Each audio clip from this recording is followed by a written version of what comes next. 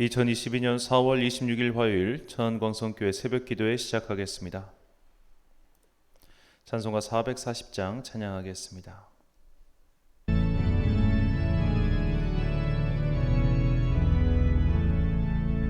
어디든지 예수 나를 이끌며 어디든지 예수 함께 가려네. 예수 함께하니 가면 낙없고 예수님과 동행하면 겁없네. 어디를 가든지 겁낼 것 없네. 어디든지 예수 함께 가려네. 세상 친구 모두 나를 떠나도 주와 동행하면 외로움 없겠네. 가는 길이 위태하고 험해도 어디든지 예수 함께 가려네. 어디를 가든지 겁낼 것 없네. 어디든지 예수 함께 가려네. 어두운 그늘 나를 애워쌀 때에 주가 함께 계심 믿고 자려네. 죽은 후에 천국에서 깨어나 예수 함께 길이 살리라. 어디를 가든지 겁낼 것 없네. 어디든지 예수 함께 가려네.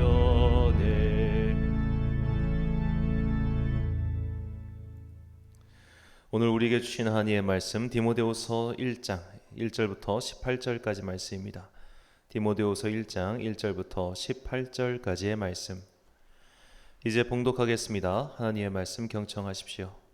하나님의 뜻으로 그리스도 예수 안에 있는 생명의 약속을 따라 그리스도 예수의 사도가 된 나 바울이 사랑하는 아들 디모데에게 이 편지를 씁니다.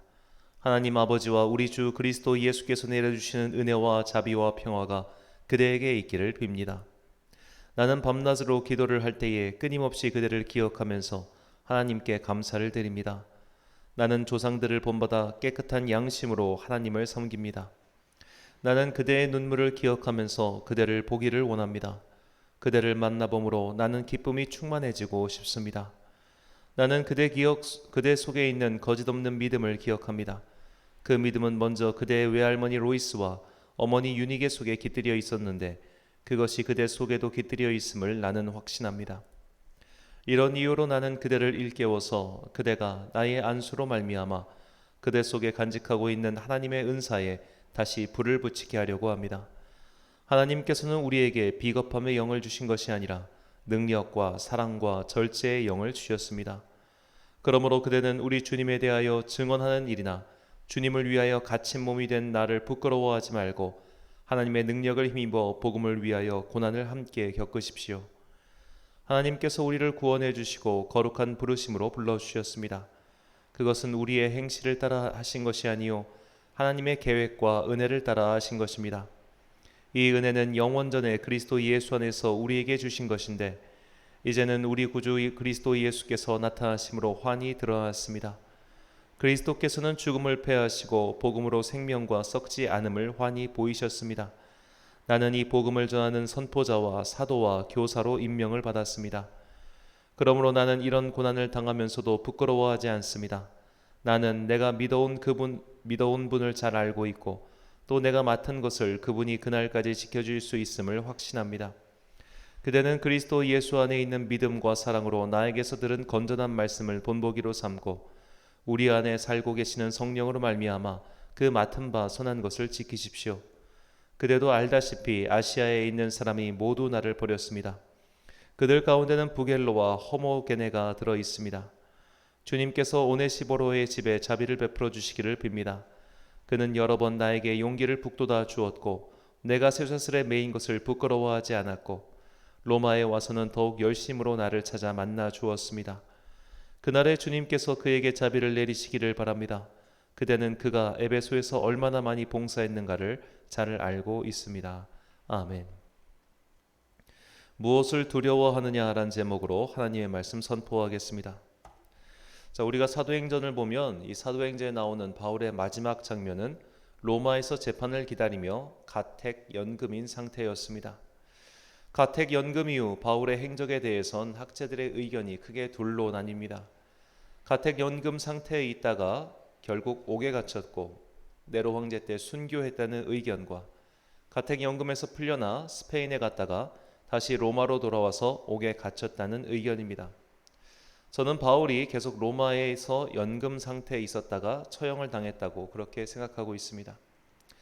바울은 대략 기원 후 62년경에 연금 상태에 들어갔고 2년 후 로마에 큰 화재가 일어났습니다.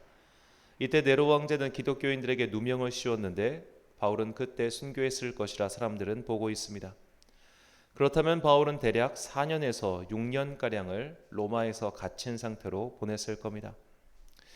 시간이 지나면 열정이든 사랑이든 여러 가지 감정이 희석되지요. 더구나 자신들의 지도자가 감옥에 갇히면 추종자들은 슬금슬금 그를 떠나가기 마련입니다. 바울을 통해서 주님을 영접한 그리스도인들에게도 같은 일이 일어났습니다.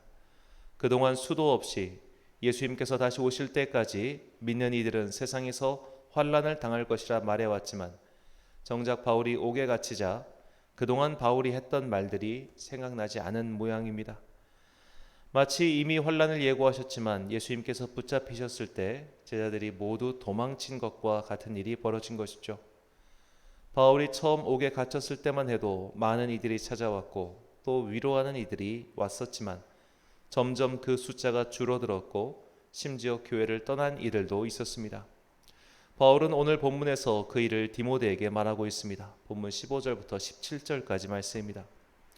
아시아에 있는 모든 사람이 나를 버린 이 일을 내가 아나니 그 중에는 부겔로와 허모게네도 있느니라. 원하건대 주께서 오네시보로의 집에 긍휼을 베푸시옵소서. 그가 나를 자주 격려해주고 내가 사슬에 매인 것을 부끄러워하지 아니하고 로마에 있을 때에 나를 부지런히 찾아와 만났습니다. 자, 바울은 아시아에 있는 모든 사람이 나를 버렸다라고 말합니다. 그리고 오네시보로라는 성도만 여전히 자신을 찾아와서 위로해줬다고 디모데에게 말하고 있습니다. 자, 누구나 잊혀지는 것은 참 두려운 일이죠. 교회와 목사의 일로 비유하면 원로 목사나 은퇴 목사님의 경우가 이와 같을 겁니다. 은퇴하고 새로운 목사가 단에 서면 사람들은 언제 그랬냐는 듯이 은퇴한 일을 잊어버립니다. 현역에 있을 때는 그렇게 울려대던 전화기가 잠잠해집니다. 그리고 세월이 흐르면 흐를수록 찾아오는 이가 감소하죠. 그래서 이렇게 잊혀지는 것이 두려운 사람들, 사랑하는 사람들과 떨어지는 것이 두려운 사람들은 은퇴한 후에도 교회를 떠나지 않으려고 합니다. 저도 어릴 적에는 이런 분들의 행태를 참 많이 비판했지만 이게 그렇게 단순한 일이 아니구나라는 것을 사역을 하면서 알게 되었습니다. 누구나 잊혀지는 것은 참 두려운 일이죠. 더구나 사랑하는 사람들이 떠나는 것을 보는 것은 더욱 더 가슴 아픈 일일 겁니다. 바울 곁에 사람들이 점점 그를 떠나갔습니다. 그리고 바울이 죽을 날 또한 점점 가까워졌습니다. 바울은 자신의 이 경험이 자기 혼자만 겪는 것이 아님을 알았을 겁니다. 모든 이들은 세상을 떠나거나 혹은 사람들이 자기 곁을 떠나는 그런 것들을 겪게 될 것이며 그의 제자인 디모데 또한 목회를 하면서 이런 일을 겪게 될 것을 알았습니다. 그래서 디모데에게 다음과 같이 권면합니다. 본문 7절 상반절입니다. 하나님이 우리에게 주신 것은 두려워하는 마음이 아니요. 자, 바울이 갇힌 모습을 보며 두려워하는 이들은 바울 곁을 떠났고 복음도 버렸습니다. 아시아의 모든 사람이 그런 두려운 마음에 바울을 버린 것이죠. 이런 두려움은 사람의 본능과도 같습니다.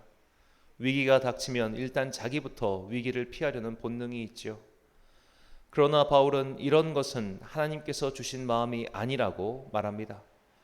하나님께서 주시는 마음은 능력과 사랑과 자족하는 마음이므로 그 마음을 가질 때까지 비로소 복음과 함께 받는 고난을 견딜 수 있음을 디모데에게 가르쳐 주는 것이죠. 그리스도 예수를 따르는 길을 가는 자들, 그런 모두는 크던 작던 어떠한 종류의 두려움과 마주하게 됩니다. 과연 이 길이 맞는 것일까? 정말 이 길의 끝에는 천국이 기다리고 있을까? 혹은 이렇게 손해보는 삶을 살 바에는 다른 방법을 택해야 하지 않을까 하는 등등의 두려움 말입니다. 그동안 사역을 하면서 제가 가장 두려웠을 때는 교회 학교 캠프를 할 때였습니다. 제가 처음 여름 캠프를 했을 때 전도사 때 일입니다. 그때 교회 안에서 실내에서 캠프를 했는데 지하 주차장에서 선생님께서 미끄러져서 넘어지셨습니다. 그래서 그분의 머리가 찢어졌고 피가 흘렀고 결국 그날 병원에 입원해서 간단히 꼬매는 수술을 받으셨죠. 그 일이 제 눈앞에서 일어났고 그 이후로 저는 캠프 때마다 큰 두려움에 쌓였습니다. 만약 저런 일이 학생이나 아이에게 일어났다면, 그리고 아이가 더 크게 다쳐서 혹시 정말 큰 불행을 겪었다면, 그런 식의 두려움이 항상 있었죠. 그래서 여름 사역 시즌이 되면은 사표를 항상 준비하는 마음으로 그 캠프를 준비했습니다. 제가 교육부 총괄 목사를 할 때 어떤 부서에서 캠프를 하다가 수영장에 갔는데 애가 실내에서 미끄러져서 이빨이 다 부러진 일이 있었습니다. 그때 교회에서 임플란트 수술 비용을 1,000만 원이나 물어줬습니다. 이 보험이 이 이빨에 대한 보험은 보통 잘 안 들기 때문이죠. 그때 제가 모셨던 담임 목사님이 저에게 그런 말씀하셨습니다. 야, 이거 분명히 돈도 잃고 사람도 잃는다라고 말이죠. 그 말 그대로 성도님은 수술비를 받고 교회를 떠나셨습니다. 저는 여름 성경학교에 자식을 보냈다가 그 아이가 사고를 당해 죽은 성도님도 뵌 적이 있습니다. 제가 겪은 일들과 또 여러 가지 사례를 들을 때마다 사역을 한다는 것 자체에 큰 두려움이 생기곤 합니다. 제가 잘못해서 벌어진 일들이나 혹은 저에게 일어나는 일들은 혼자서 감당하면 되지만 성도에게 벌어진 일들은 어떻게 감당해야 할까요? 이게 말처럼 쉬운 일이 아님을 경험해 본 사람은 다 알 것입니다. 이런 것이 교회의 두려움 혹은 목회자의 두려움이라면 성도들도 신앙생활을 하면서 여러 가지 두려움이 있을 겁니다. 대표적인 두려움이 경제적 두려움, 즉 헌금에 대한 두려움입니다. 지금 내가 쓸 돈도 없는데 헌금을 하는 게 맞는가? 11조를 하면 이번 달 월세 등을 내기도 힘들어지지 않을까? 혹은 자영업을 하시는 성도님들께서는 주일에 가게 문을 닫고 예배를 드리면 가게가 운영이 될까 하는 고민도 하실 겁니다. 저는 요식업을 하시는 성도님들 중 주일에 가게 문을 완전히 닫고 온전히 예배에 집중하시는 분을 한 분밖에 보지 못했습니다. 심지어 장로님이 운영하시는 가게도 주일 일부 예배를 마치고 곧장 가게로 가셔서 장사를 시작하셨습니다. 두려움 때문이죠. 또한 사랑에 대한 두려움도 있습니다. 우리가 사람에게 상처를 받는 이유는 사랑하다가 상처를 받는 것이죠. 사랑하지 않으면 상처받을 일도 없습니다. 어째서 교회마다 다들 성도 간의 돈 거래를 금지할까요? 내가 사정이 좀 어려우니 도와달라고 하다가 교인 사이가 틀어지는 일이 비일비재합니다. 만약 나를 좀 도와달라고 하는 성도가 있다면 그냥 돈 주고 잊어버릴 수 있을 그런 금액만큼만 줘야 합니다. 그 이상이 되면 그때부터 마음이 심란해지죠. 그런데 이런 두려운 마음은 하나님께서 주신 것이 아닙니다. 교회의 일이든 경제생활에 대한 두려움이든 또는 사람에 대한 두려움이든 이런 것들은 주님께서 주시는 마음이 아니라고 바울은 말하죠. 그렇다면 하나님께서 주시는 마음은 무엇일까요? 7절 하반절이 다음과 같이 말하고 있습니다. 오직 능력과 사랑과 절제하는 마음이니. 하나님께서는 우리에게 두려움을 이기는 능력을 주십니다. 사랑할 수 없는 사람을 사랑할 수 있는 용기를 주십니다. 내가 이 돈이 없으면 큰일 날 것 같으나 절제하는 마음, 즉 다른 것들을 아끼며 오히려 주님을 위하여 드려야 할 것을 떼어놓는 마음을 주십니다. 오늘날 우리에게 무엇보다 필요한 것은 바로 이런 두려움을 이기는 능력입니다. 이제 앞으로 연구 결과가 나오겠지만 2년 동안 전 세계 사람들은 코로나의 두려움에 떨면서 살았습니다. 그런데 코로나가 정말로 이렇게 두려워해야 할 질병이었을까요? 합병증이 아니라 코로나 자체로 사망한 사람은 정말 몇 명이나 될까요? 코로나의 치사율이 진짜 몇 %였을까? 아직 그것은 정확히 조사된 바가 없습니다. 코로나가 처음 창궐했을 때 사람들은 두려워하며 서로를 멀리했습니다. 그런데 오히려 지금은 어떻습니까? 하루에 10만 단위, 수만 단위의 확진자가 나와도 이제는 두려워하지 않습니다. 그렇다면 우리가 그동안 겪었던 그 두려움의 실체는 도대체 무엇이었을까요? 신앙생활에도 여러 가지 두려움이 있습니다. 봉사에 대한 두려움, 사람에 대한 두려움, 새로운 일을 시작하는 것에 대한 두려움, 경제적 어려움에 대한 두려움 등등 여러 가지 두려움이 있습니다. 어떤 것은 영적인 것에 대한 두려움이고 어떤 것은 현실 세계에서 마주하는 것들에 대한 두려움입니다. 이 두려움의 종류는 사람마다 다르고 그가 처한 환경마다 다를 것입니다. 우리가 기도하면서 분별해야 할 것은 바로 이런 두려움 그것들이 하나님께서 주시는 마음이 아니라는 겁니다. 하나님께서는 우리에게 필요한 능력과 힘을 주시며 그래서 환난을 이기게 하시고 사랑할 수 없는 이를 사랑하게 하시며 매사 절제하며 자족하는 마음을 가지고 천국을 향해 걸어가게 해주십니다. 고린도서 4장 8절부터 10절까지 말씀과 빌립보서 4장 11절 13절 말씀을 함께 읽겠습니다. 우리가 사방으로 우겨쌈을 당하여도 쌓이지 아니하며 답답한 일을 당하여도 낙심하지 아니하며 박해를 받아도 버림받지 아니하며 거꾸로 뜨림을 당하여도 망하지 아니하고 우리가 항상 예수의 죽음을 몸에 짊어짐은 예수의 생명이 또한 우리 몸에 나타나게 하려 함이라. 아멘. 빌립보서 4장 11절 13절 말씀입니다. 내가 궁핍함으로 말하는 것이 아니니라. 어떠한 형편에든지 나는 자족하기를 배웠노니 내게 능력 주시는 자 안에서 내가 모든 것을 할 수 있느니라. 아멘. 사랑하는 천안광성교회 성도 여러분, 그리고 이 새벽을 함께 깨우고 계신 귀한 주님의 자녀 여러분, 우리 안에 있는 두려움은 무엇입니까? 나는 지금 무엇을 두려워하고 있습니까? 그 두려움을 주님 앞에서 기도하며 분별하시기 바랍니다.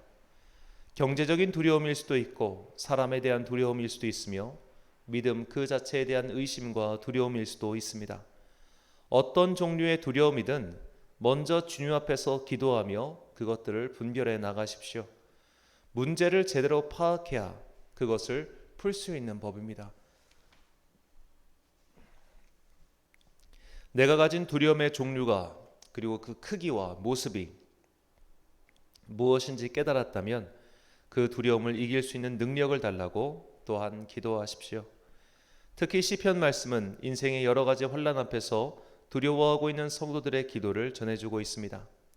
시편의 기도문을 찾아 읽으며 또한 기도해 보십시오. 그때 우리는 우리보다 앞서 두려움과 싸워 승리했던 믿음의 선조들을 따라 주님께서 주시는 능력 안에서 모든 것을 이길 수 있게 될 것입니다. 두려움을 분별하여 그것을 이겨내는 능력의 성도, 승리의 성도들이 되시길 간절히 축원합니다. 기도하겠습니다. 사랑과 은혜가 충만하신 아버지 하나님, 오늘 주님 앞에 나와 내 안에 있는 여러 가지 두려움들이 무엇인지 깨닫고자 합니다. 성령의 빛을 비춰주사 내 안 깊은 곳에 있는 그 여러 가지 두려움의 모양을 내가 보게 하여 주옵소서. 그것은 때로는 내가 상상했던 것보다 훨씬 더 작고 미약한 것일 수 있습니다. 그런 작은 것들에 혼자 두려워서 벌벌 떨었다면 이제 그런 것들을 능히 물리칠 수 있는 믿음의 능력과 용기를 우리에게 주시기를 또한 소망합니다. 그리하여 여러 가지 닥쳐올 그리고 닥쳐오지도 않은 그런 두려움에 떨면서 능력을 행하지 못하는 성도가 아니라 그 두려움을 능히 극복하고 이겨내어 주님 안에서 모든 것을 행할 수 있는 능력의 자녀 되게 하여 주옵소서. 오늘도 각자의 삶의 자리에서 열심히 살아가는 성도님들 복을 내려 주시옵시고 특별히 기도하며 주님 앞에서 내 삶의 문제를 아뢰며 주님과 동행하고자 원하는 모든 성도들에게 성령의 조명을 비춰주사 그 빛으로 말미암아 내 안에 영혼 깊은 곳에 있는 어둠을 물리치고 주의 손을 꽉 붙잡고 능력의 길 걸어가는 자들 되게 하여 주옵소서. 오늘도 지금 봄비가 내리고 있습니다. 이 비가 메마른 땅에 단비가 되기를 원하며 무엇보다 우리 성도들 마음속에 있는 그 갈증을 해결할 수 있는 은혜의 단비가 되기를 간절히 소망하며 이 모든 말씀 우리를 사랑하시는 예수님의 이름으로 기도드립니다. 아멘. 기도 제목 드리겠습니다. 내 안에 있는 두려움이 무엇인지 주님 앞에서 분별하고 깨닫게 하소서. 두려움을 이기는 능력과 사랑과 자족하는 마음을 달라고 오늘 또 하루 각자의 자리에서 기도하시길 바랍니다.